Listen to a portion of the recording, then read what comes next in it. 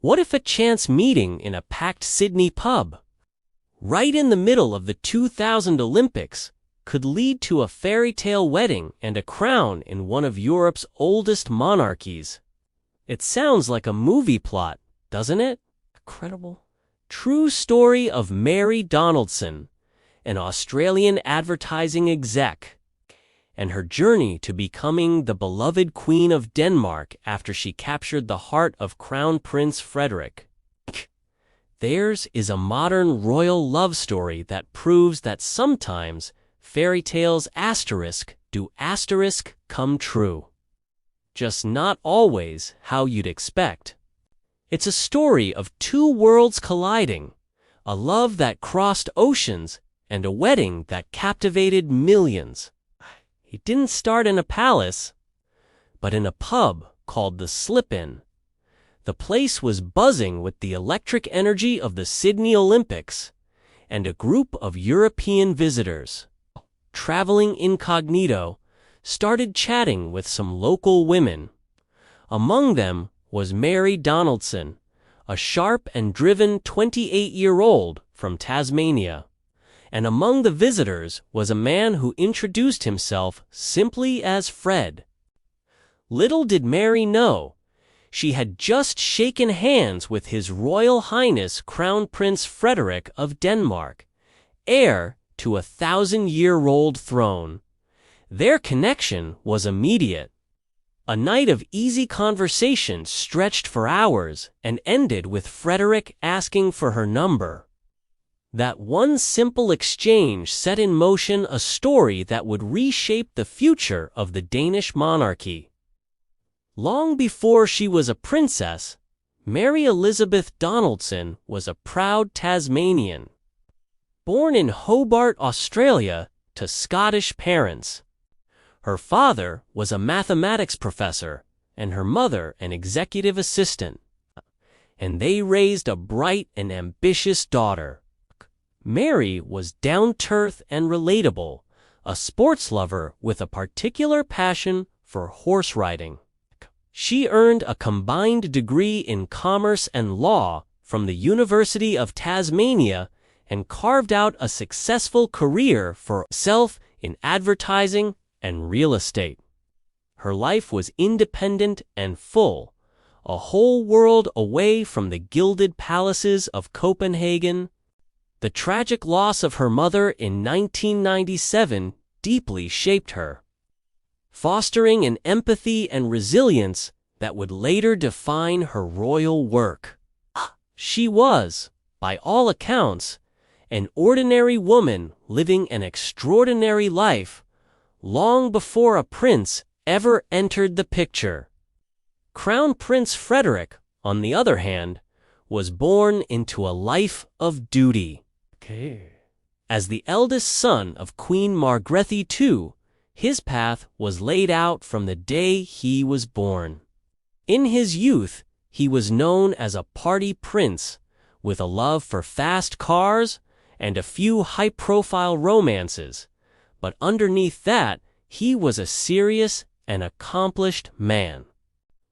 He earned a master's in political science from Aarhus University, studied at Harvard, and served in all three branches of the Danish military, including the elite Frogmen Corps, their version of the Navy SEALs. He was a seasoned diplomat, a dedicated sportsman, and a man carrying the weight of a future kingdom on his shoulders. By the time he landed in Sydney in 2000, he was a popular, yet restless heir, still looking for the one thing his title couldn't guarantee, a soulmate. Frederik called Mary the very next day, and so began a secret, long-distance romance. Their courtship was literally built on words, with months of emails and late-night phone calls bridging the massive distance between them. Frederik made several hush-hush trips to Australia just to see her. As Mary later recalled, this time apart allowed them to build a powerful foundation.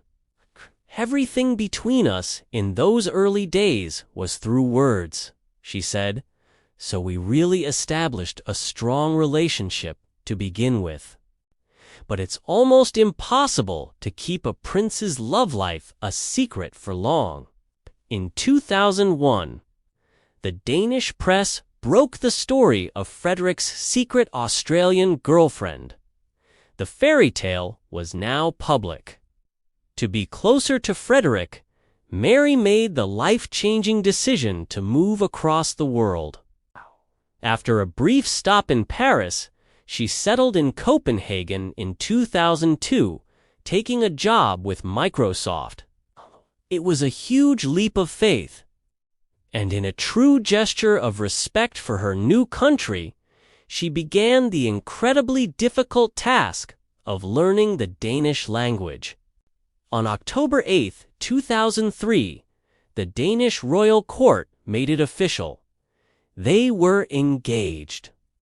Crown Prince Frederik proposed with a breathtaking ring, an emerald-cut diamond flanked by 2 emerald-cut rubies, thoughtfully designed to mirror the red and white of the Danish flag. Before the wedding, Mary fully embraced her new life by converting to the Lutheran Church of Denmark and being granted Danish citizenship. The Danish people were completely smitten. They didn't just see a pretty face. They saw a woman of intelligence, substance, and warmth. Her journey from an ordinary Australian to their future queen resonated deeply, and they welcomed her as one of their own. The stage was set for a wedding that was more than just a royal event. It was a national celebration. On May 14, 2004, the world tuned in as Mary Donaldson walked into Copenhagen Cathedral to marry her prince. The day was a perfect mix of ancient tradition and deeply personal moments. As Mary came down the aisle on her father's arm, the powerful anthem, Zadok, the Priest, music traditionally used for British coronations, filled the cathedral. Standing at the altar, overcome with emotion, Crown Prince Frederik wiped away tears.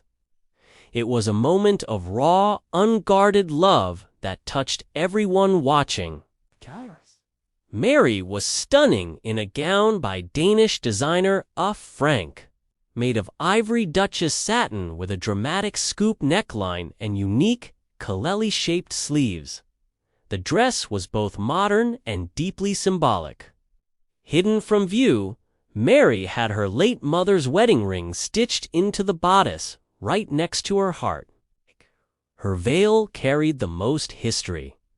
It was a royal heirloom of Irish lace, first worn by Crown Princess Margaret of Sweden in 1905, and then passed down to her daughter, Queen Ingrid of Denmark, and all of Ingrid's female descendants.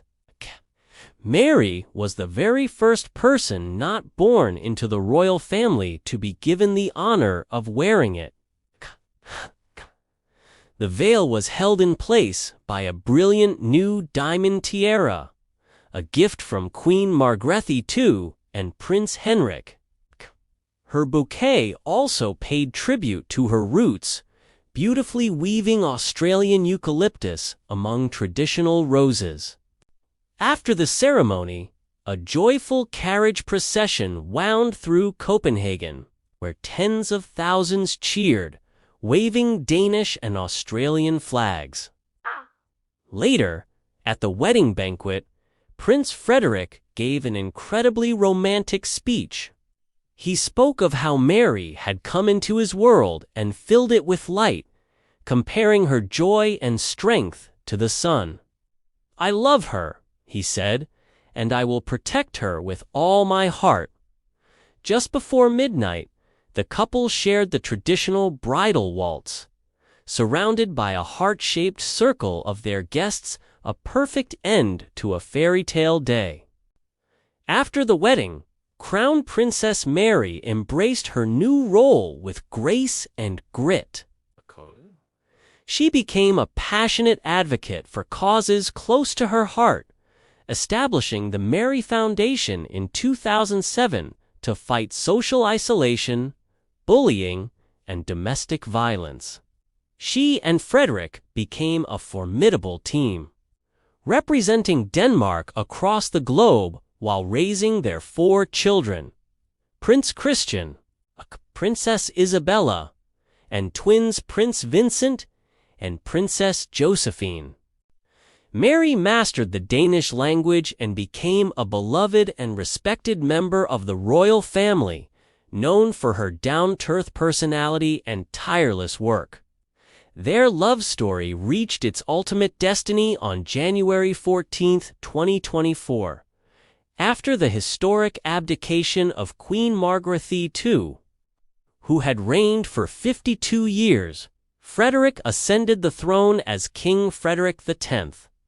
And Mary, the girl from Tasmania, became Queen of Denmark.